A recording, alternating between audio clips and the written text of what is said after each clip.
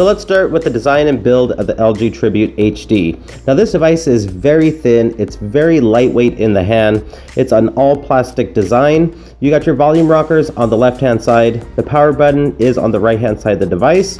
You got your 8 megapixel rear facing camera on the back there, LED flash, LG branding, and then your rear facing speaker. Now the back cover is very glossy, reflective, and it does pick up some fingerprints, so just keep that in mind. Taking a look at the front of the device, you got your 5 megapixel front facing camera. Now this is a 5-inch HD display here, so that's going to be 720p resolution for the LG Tribute HD here. And a good thing about this device, it does have a removable back, which gives you access to your 2100 milliamp battery, your nano SIM, and your expandable storage, so that's a nice feature there.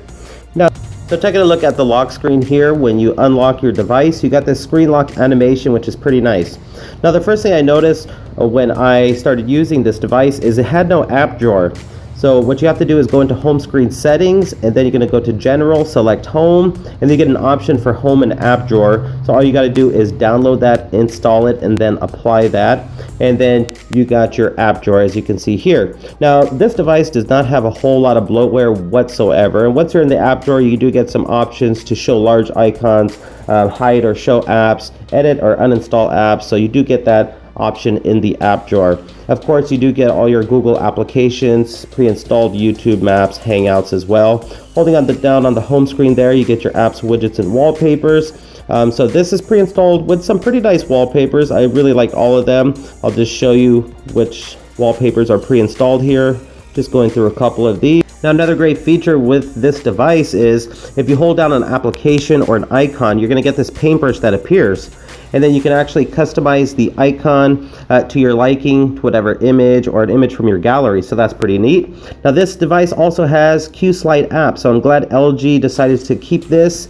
And you got Q-Slide apps, and I'll show you the dialer. You can change the transparency of it. You can make it larger, make it smaller. So that's a pretty neat feature. And again, I'm glad LG kept that with this device.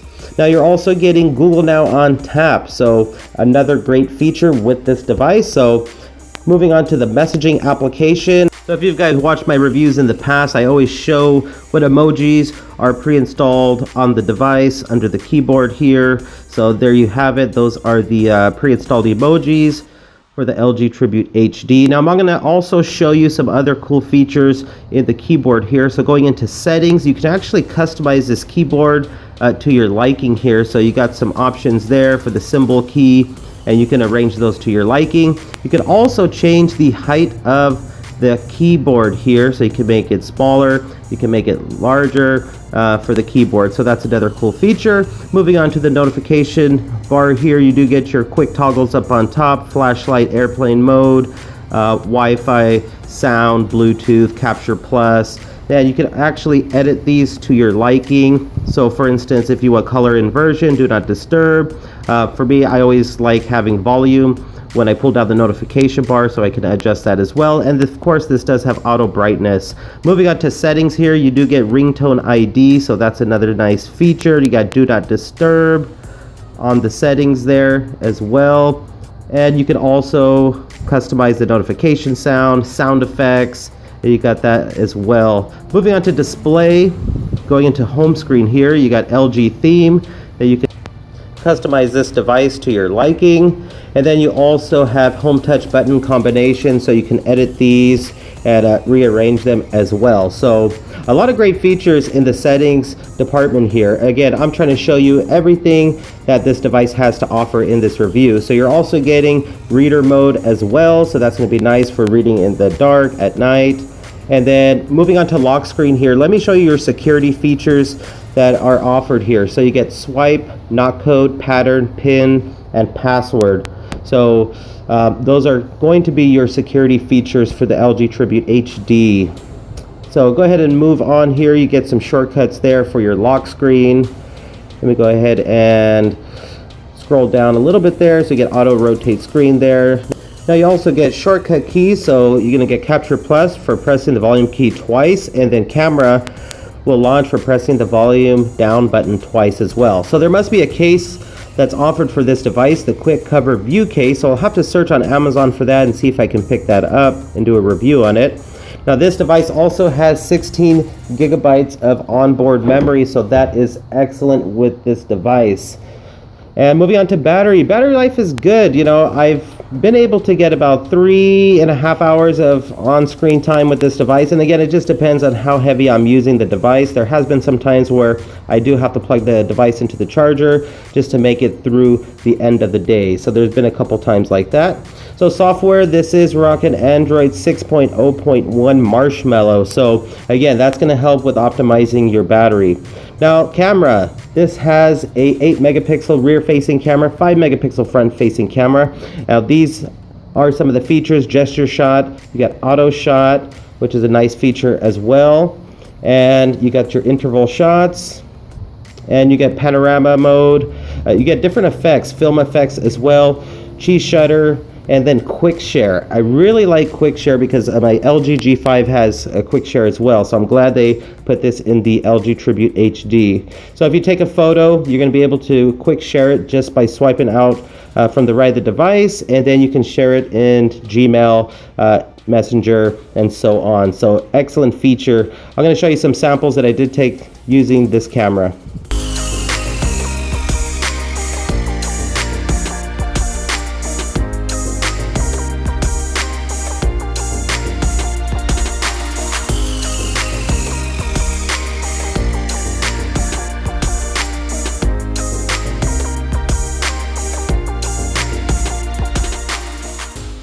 So I did play a couple games with this device. Subway Surfers was one of them, and it was able to run the game with no problems whatsoever. Again, this has this Qualcomm Snapdragon 210, a 1.3 gigahertz quad-core processor, and like I said, it ran smooth. There was no issues, and I played several games just testing out the performance of the device here. Again, if you play more high-intense games, you're going to notice battery is definitely going to be draining very fast, and you're going to get some drops in frames. But if you're playing Roblox, for instance, it runs it perfectly fine. Now, so I did run the Geekbench 4 test. Single core score was 420, multi-core score was 1098. Now I know a lot of us like to use our devices for watching YouTube videos, and watching videos on the LG Tribute HD was pretty good. It had pretty good viewing angles. Now the colors do look a little washed out, but you're going to be able to watch your videos at 720p at 60 frames per second, and you get some decent viewing angles. Now also the pixels per inch are 295 pixels per inch, and on this size of a display, a 5-inch display, it looks pretty nice.